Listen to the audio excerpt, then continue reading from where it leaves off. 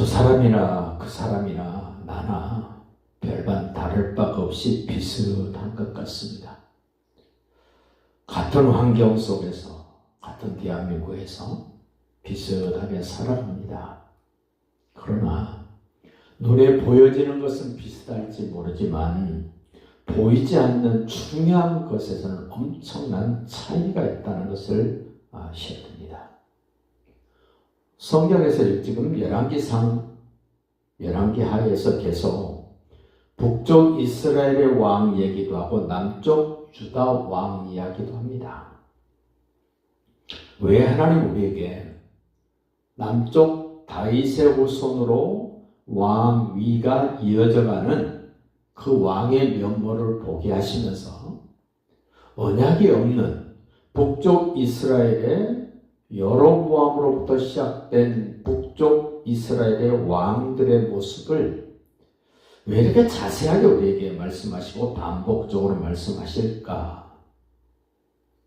북쪽 이스라엘의 왕과 남쪽 유다의 왕의 차이가 무엇인가를 계속해서 우리에게 말씀하시면서 너 이거 아느냐?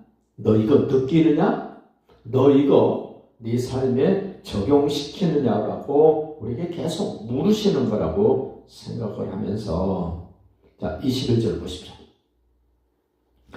갑자기 시므리가 이제 죽으니까 오므리가 이제 왕으로 북쪽 이스라엘을 통치하고자 하는데 백성들의 마음이 두 개로 나누어졌습니다. 21절 그때에 이스라엘 백성이 둘로 나뉘어 그 절반은 기낫의 아들 디브니를 따라 그를 왕으로 삼으려 하고 그 절반은 오므리를 따랐더라. 누구를 왕으로 삼을 것인가? 백성들의 마음이 둘로 나뉘었다. 선거할 때마다 세상 사람은 말합니다. 민심이 천심이다. 물론 그럴 수 있습니다만은 그러지 않을 때도 많습니다. 힘의 논리에 의해서 결정되는 것도 있고요. 잘못된 조작을 통해서도 뒤집어질 수도 있고 꼭 우리는 민심이 천심이라는 말에 현혹되시면 안 됩니다. 자, 23절 보십시오. 유다의 아사 왕 제31년에 다윗의 언약으로 그 왕위가 이어져가는 유다의 왕은 아사 한 사람이 31년 동안 왕을 하고 있는데 북쪽 이스라엘은 왕조가 바뀝니다. 쿠데타로 뒤집어집니다. 또 자살을 합니다. 또 쿠데타로 뒤집어집니다.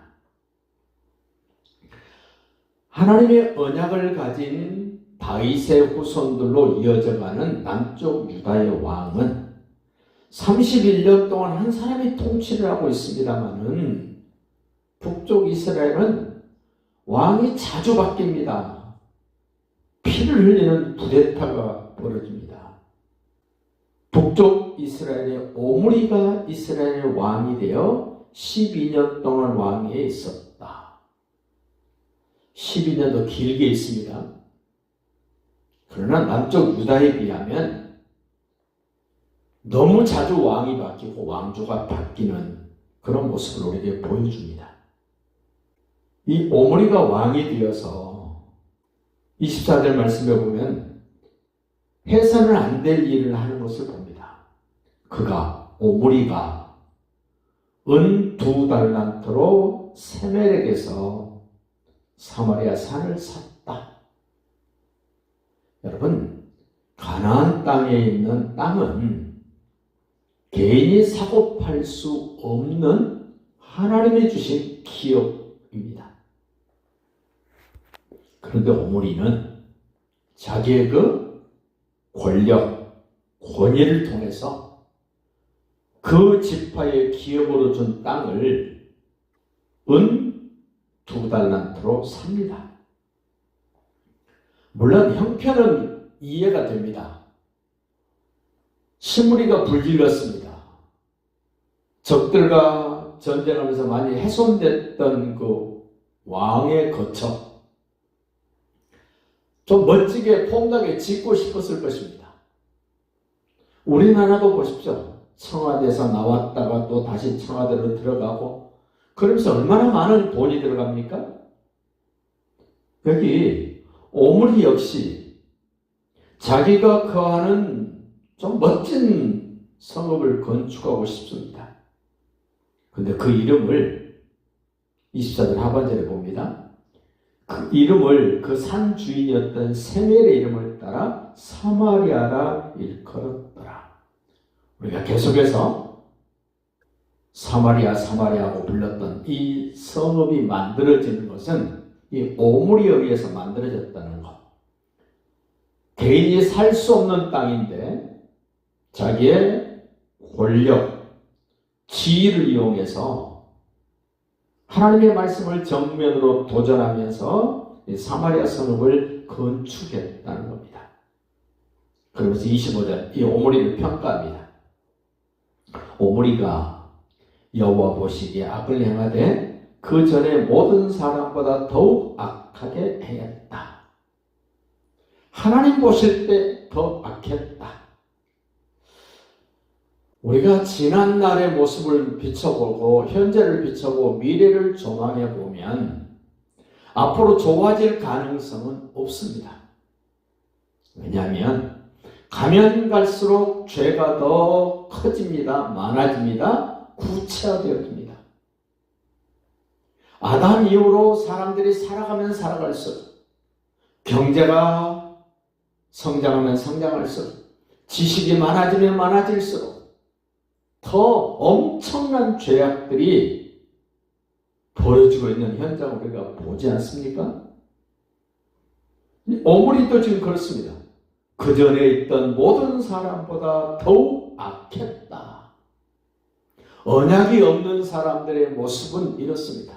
물론 언약을 가지고 있는 남쪽 유다도 마찬가지입니다만은 그래도 언약이 있는 다윗의 언약을 붙잡고 그 약속을 하나님이 펼치시는 현장에 있었던 남쪽 유다는 그래도 좀 낫습니다만은 북쪽 이스라엘 다윗의 언약과 상관없는 그들의 모습에는 가면 갈수록 더욱더 악해졌다는 겁니다. 총체적인 말씀을 26절에 합니다. 느바세 아들 여로보암의 모든 길로 행하며 그가 이스라엘에게 죄를 범하게 한 그 죄 중에 행하여 그들의 헛된 것들로 이스라엘의 하나님 여호와를 진노하게 하셨다. 하나님은 보복하시는 분이세요.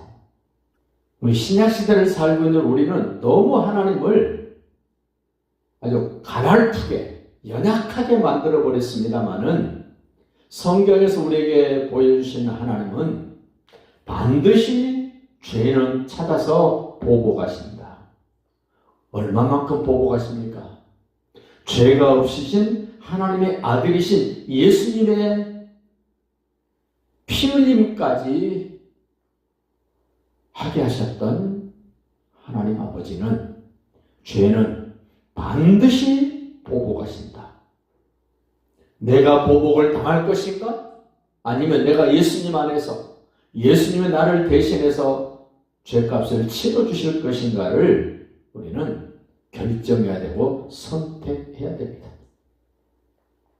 27절 보십시오. 오므리가 행한 그 남은 사적과 그가 부린 권세는 이스라엘 왕 역대지략에 기록되지 아니하였느냐? 기록해 놨다는 겁니다.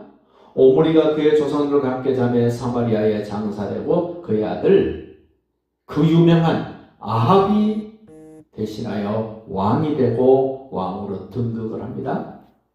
이제 그 오므리가 저질렀던 죄보다 더 훨씬 더 끔찍한 죄를 범하는 이 아합, 자기 아버지가 사서는 안 될, 취해서는 안 될 사마리아 성읍을 그 산을 산 것처럼 아합도 나중에 나봇의 포도원을 갖고 싶어서 안달복달했던 것을 기억해 보십시오.